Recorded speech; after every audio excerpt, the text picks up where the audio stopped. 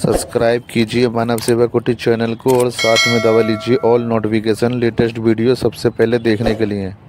सत्संग जी, कष्ट उठाना पड़ेगा, कष्ट उठाना पड़ेगा, सहना पड़ेगा, हर चीज को सहना पड़ेगा। सत्संग जी, जब मीरा ने कन्हैया से प्रेम किया सत्संग जी, तो घर वालों ने महल में से निकाल दिया। ये तो दीवानी हो गई है, ये तो मस्तानी हो गई है, ये तो पता नहीं कहाँ जाती है। सत्संग जी, प्रेम सत्संग जी प्रेम होता है। सत्संग जी, उन्होंने परमात्मा नारायण हरि से प्रेम किया, दीवानी हो गई। सत्संग जी, घर वालों ने बाहर निकाल दिया कि अब तेरी जरूरत नहीं है, कोई बात नहीं है। पति ने, पिता ने, परिवार ने महल से निकाल दिया, जंगल में आ गई। सत्संग जी, घर परिवार छोड़ दिया, कितने ताने सुने, कितनी गालियां सुनी, कितना अपमान सुना और कितना अपमान सहा। सत्संग जी, हर आत्मा के साथ ऐसा होगा जो सत्य पर चलेगी। हर आत्मा को सहना पड़ेगा, सत्संग जी सुनना पड़ेगा। सत्संग जी, क्यों? क्योंकि करने वाले नारायण हरि हैं और संभालने वाले नारायण हरि थे, हैं और रहेंगे। मानव कोई किसी को नहीं दे सकता, कुछ भी नहीं दे सकता। मानव तो अपने स्वार्थ में डूब जाता है और बुरा करना और अपने स्वार्थ में डूबकर और सत्संग जी हेरा फेरी करना शुरू कर देता है। लेकिन परमात्मा सत्संग जी सबको देते हैं, इनकी नजरों में कोई छोटा बड़ा नहीं है। तो सत्संग जी, जब कन्हैया उनसे बात करते थे उनके रूम में, तो परिवार वाले कहते थे मीरा किससे बात करती है, तेरे रूम में तो कोई नहीं है। ये मैं अपने प्रभु से बात करती हूँ। ये प्रभु से आवाज खूब आती थी कि मीरा किससे बात कर रही है। सत्संग जी शक करने लगे कि कोई आदमी आता है, फेरा लगा दिया, कौन आदमी आता है, न आता दिखाई दे न जाता दिखाई दे। सत्संग जी, फिर भी मीरा बात कर रही है। जब मीरा बात कर रही है, जब चोरी नहीं पकड़ी गई सत्संग जी, फिर आदमी कहते हैं जब कोई ईर्ष्या करना शुरू कर देता है और हारता ही चला जाता है, हारता ही चला जाता है, तो वो उसके बाद फिर गुस्सा रह जाता है, घमंड रह जाता है, अहंकार रह जाता है। वो अहंकार में ही दफन हो जाता है, क्योंकि उसकी और कुछ चलती नहीं। तो ऐसे ही उन्होंने किया। जब कोई प्रूफ नहीं मिला, सबूत नहीं मिला, तो उन्होंने घर से ही निकाल दिया। चल, किससे बात करती है, कौन आता तेरे पास? मेरे पास मेरे सावरिया आते हैं, प्राणनाथ आते हैं, प्राणपति आते हैं, शरीर के नहीं आत्मा के प्राणपति। बोले कि आवाज आती है और तू बात करती है। कन्हैया जी ने कहा, हरि परमात्मा ने कहा कि जाओ मीरा, तुम रविदास जी के पास जाओ। अब तुम्हारा यहाँ से ठिकाना रविदास के चरणों में होगा, और रविदास के चरणों में होगा तभी तुम पहचान पाओगी और संसार जान पाएगा कि हाँ तुम परमात्मा से प्रेम करती हो। सत्संग जी, मीरा आई और मीरा ढूंढती हुई आई कि रविदास जी की कुटिया कहाँ है। सत्संग जी आई तो सत्संग टूटी फूटी जैसे हमारी कुटिया है। सत्संग जी, कहीं फूस, कहीं कुछ है, कहीं नहीं है। सत्संग जी, देखा राजमहल में रहने वाली राजकुमारी। सत्संग जी, झोपड़ी तो अजीब सी लगेगी, लेकिन जो झोपड़ी में आनंद था वो महल में नहीं था। सत्संग जी आई, जैसे ही दरवाजे में कदम रखा तो रविदास जी बोल पड़े, आओ मीरा आओ। उन्होंने कहा कि गुरुजी, आप तो मुझे जानते भी नहीं, पहचानते भी नहीं, आप मेरे नाम कैसे जानते हैं? कि हम ये भी जानते हैं तुम्हें किसने भेजा है, और हम ये भी जानते हैं तुम क्यों आई हो।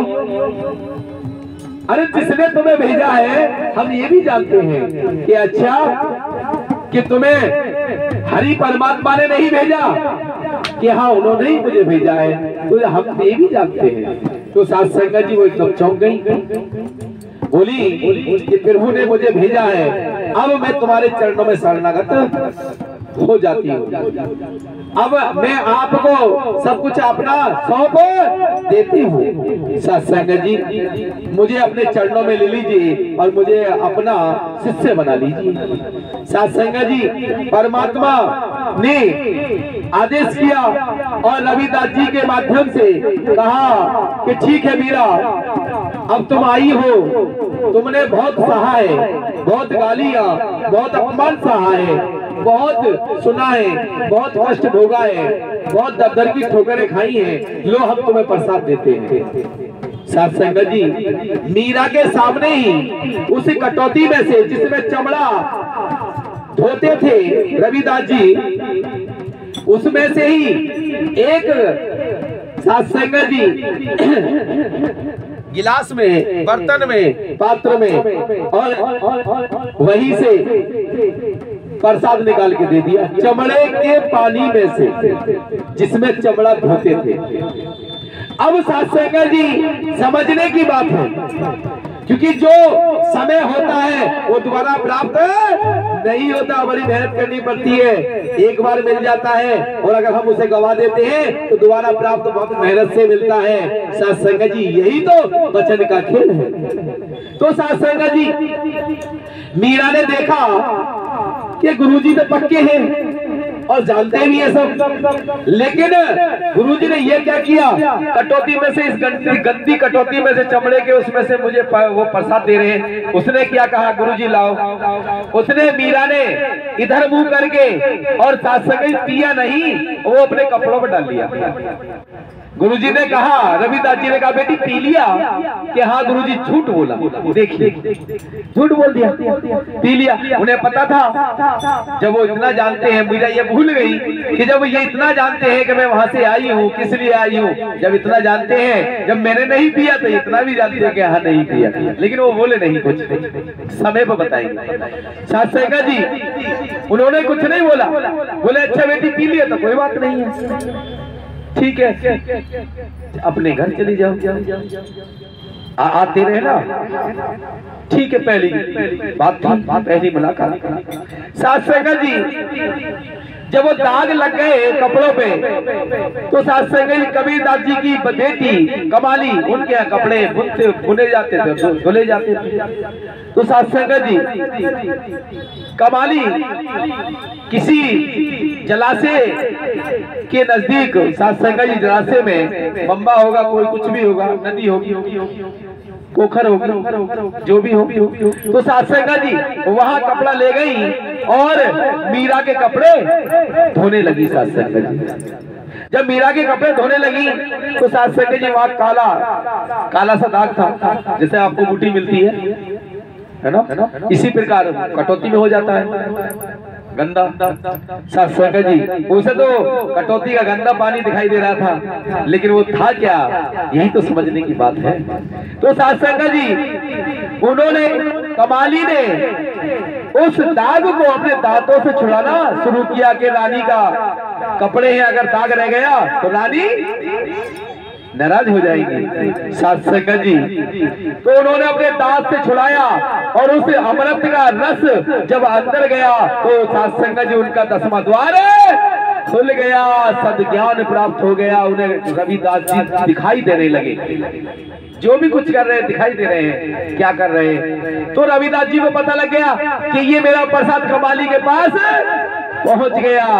साथ संगत जी, पड़ोस में आग लग रही थी एक गांव में, जब गांव में आग लग रही थी तो साथ संगत जी कमाली से कहा कि कमाली बेटी, मेरी आवाज तुम तक पहुंच रही है। कमाली ने कहा कि हाँ रविदास जी, तुम्हारी आवाज मेरे कान में पहुंच रही है कि एक गांव में आग लगी है बेटी, जल्दी घड़ा लो और घड़े में पानी डालना शुरू कर दो। रविदास जी अपने घर में सुन रहे थे, कबीरदास जी क्षमा चाहते हैं। कबीरदास जी अपने घर में बेटी की बात को सुन रहे थे। कबीरदास जी कहने लगे कि अरे बेटी, तू कब से रविदास जी को जानने लगी और कब से दिखाई देने लगे?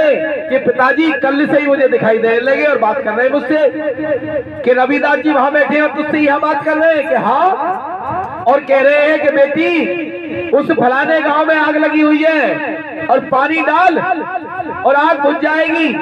तो कबीरदास जी ने कहा कि बेटी तुझे आग लगती हुई दिखाई दे रही है कि हाँ पिताजी, कि जो तू पानी डाल रही है वो तेरा पानी वहां पहुंच रहा है कि हाँ पिताजी, कि आग बुझ रही है कि हाँ पिताजी। तो सात संगत जी कभी दांत अचंभे में रह गए। सात संगत जी उन्होंने तहकीकात की, उस गांव में गए और देखा कि भैया यहाँ कोई आग लगी थी कि हाँ, और आग कैसे बुझी कि अपने आप ही आग लगी और अपने आप ही बुझती चली गई। कबीरदास जी को सात संगत जी तब बोध हुआ कि हाँ रविदास भी संसार में मौजूद है। सात संगत जी अब ये बात सब में फैल गई, सब में फैल गई सात संगत जी बात। इधर बैठे रास्ता से, रास्ता में नहीं, इधर बैठा था और पीछे और पीछे और हाँ। सात संगत जी पूरे क्षेत्र में ये बात फैल गई कि कमाली पर कृपा हो गई, उसका 10वां द्वार खुल गया, उसे सद्ज्ञान प्राप्त हो गया, सब कुछ दिखाई दे रहा है। और क्या चाहिए? परमात्मा की भक्ति करने से यहाँ से तो दिखाई देने लगे सर, वही तो सब कुछ है। तो सात संगत जी अब मीरा ने सुना, जब मीरा ने सुना तो मीरा के हृदय से हाय निकल गई कि मैंने तो बहुत बड़ी गलती कर दी, मेरे कपड़े कमाली के पास धुलने गए और वो अमृत, मेरा अमृत कमाली के पास पहुंच गया, फिर वो मुझसे गलती हो गई। वचन का ही तो खेल है। वचन जब गुरु के चरणों में आई तो गुरु का वचन मानना चाहिए था। जो भी दिया सही, कुछ भी दिया सही, गुरु का वचन मानना उन्होंने गुरु का वचन नहीं माना। तो सात संगत जी मीरा दौड़ी दौड़ी आई, हाँफती हुई, क्योंकि अरे बताइए इतनी बड़ी कृपा, सब कुछ सात संगत जी मिल गया। और जब सात संगत जी झोली में से जब निकल के दूसरे के पास जाता है तो बड़ा दुख होता है। तो सात संगत जी मीरा दौड़ी दौड़ी आई, गुरुजी मुझे कल वाला प्रसाद दे दो जो मुझे कल दिया था। अब उनका समय आया रविदास जी का बोलने का। बोली बेटी समय की कीमत होती है और वचन की कीमत होती है। तुम्हारा उस समय समय था और तुम्हें वो प्रसाद मिलना था, लेकिन तुमने अपने गुरु की बात नहीं मानी, इसलिए वो ब्रह्मलोक का प्रसाद था। तुम्हें इस कटौती में गंदा पानी दिखाई दे रहा था, लेकिन ब्रह्मलोक से परमात्मा ने हमें हमारे हाथ में दिया था कि मीरा को दे दो, अपने हाथ से ये हमारा हो जाएगी। सात संगत जी मीरा फूट फूट के रोने लगी।